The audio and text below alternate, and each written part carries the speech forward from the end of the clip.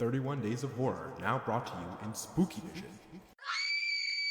Scream thrice. Now, ain't that nice? For a franchise using the horror genre to metatextually comment on film, it should come as no surprise that they'd eventually set one in Hollywood, and that came in the form of Scream 3. This one is campy, it's the funniest so far, and they use some very clever movie tricks to set up a mystery that they straight up give you the answer to very early in the film. Now, you may have noticed that in every film, Ghostface always sounds the same. That's because whoever is masquerading as Ghostface in that movie is using a voice changer to change their voice into the iconic voice of Roger L. Jackson, who lends his voice talents to be Ghostface in every movie. Scream 3 is a little unique in that Ghostface is using a voice changer not only to change it to the iconic Ghostface voice, but also the voices of basically every other character who's been in the franchise so far. This lets him torture his victims a little bit more by using voices of people they know before changing to the iconic Ghostface voice. And they use this very cleverly because in the opening scene where they have the iconic kill of every movie,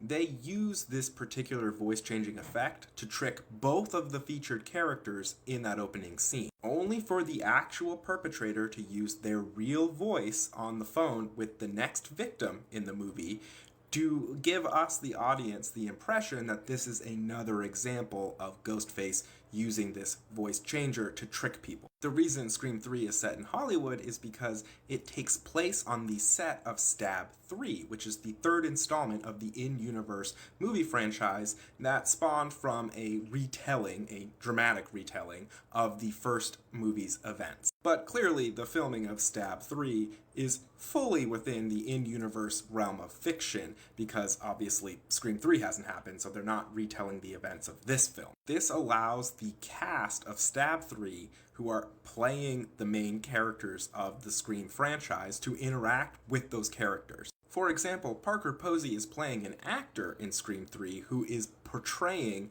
Gale Weathers, who's played by Courtney Cox. And we even get to see Gale Weathers teaming up with the actor playing Gale Weathers. This sets up a really fun dynamic. There's some really funny moments where the character gets really in the head of Gale Weathers and acts out of character for them, but very in character for Gale. And as a result, it's just a blast. Yet herein lies a little bit of the problem with Scream 3. The Scream franchise to this point has been both funny and scary, and I do maintain that Scream 3 is still scary. There are a lot of tense moments, a lot of horrific kills. I think it definitely hits the mark on that aspect. But I think for a lot of Scream fans, this towing the line between funny camp and, scary thriller just goes a hair too far over to the funny camp side, which I think leads some fans to feel like it's just a little too funny. I don't feel that way, but I can see why others do. I think that alone wouldn't be too much. Some fans probably could have let that go.